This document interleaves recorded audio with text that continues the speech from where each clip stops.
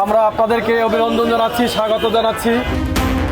ঢাকা ৪ আসনের কদমতলী থানা এলাকায় ১৯ লাখ টাকা ডাকাতি এবং কয়েকজনকে কুপিয়ে জখমের অভিযোগে স্থানীয় জামাতের সংসদ সদস্য জয়নুল আবেদিনের ভাগিনা আসাদুজ্জামান সাব্বিরকে অস্ত্রসহ গ্রেপ্তার করেছে র্যাপিড অ্যাকশন ব্যাটালিয়ন। গত ৬ মে বিকেলে এই সশস্ত্র হামলা ও লুটপাটের ঘটনা ঘটে।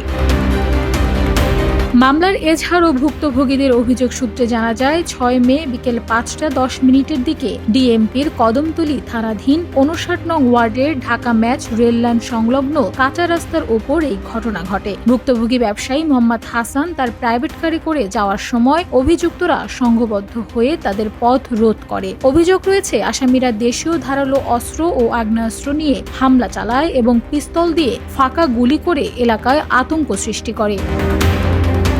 হামলাকারীরা ভুক্তভোগীদের গাড়ি থেকে টেনে বের করে এলোপাতাড়ি মারধর করে এবং ধারালো অস্ত্র দিয়ে আঘাত করে। এ সময় হামলাকারীরা গাড়িতে থাকা ব্যবসার নগদ ১৯ লাখ টাকা ছিনিয়ে নেয়। পরবর্তীতে আহতদের উদ্ধার করে চিকিৎসার জন্য হাসপাতালে ভর্তি করা হয়। এ ঘটনায় ভুক্তভোগী কদমতলী থানায় একটি এজাহার দায়ের করেন। অভিযোগের ভিত্তিতে আইন শৃঙ্খলা রক্ষাকারী বাহিনী দ্রুত পদক্ষেপ গ্রহণ করে। র্যাবের একটি আভিযানিক দল অভিযান চালিয়ে মূল অভিযুক্ত জামায়াত দলীয় এমপির ভাগিনা আসাদুজ্জামান সাব্বিরকে অবৈধ আগ্নেয়াস্ত্র সহ গ্রেফতার করতে সক্ষম হয়। এলাকাবাসী ও সাধারণ মানুষের মাঝে এ ঘটনা নিয়ে মিশ্র প্রতিক্রিয়া ও তীব্র ক্ষোভ তৈরি হয়েছে। আইন শৃঙ্খলা রক্ষাকারী বাহিনী বর্তমানে পুরো বিষয়টি নিয়ে অধিকতর তদন্ত চালিয়ে যাচ্ছে।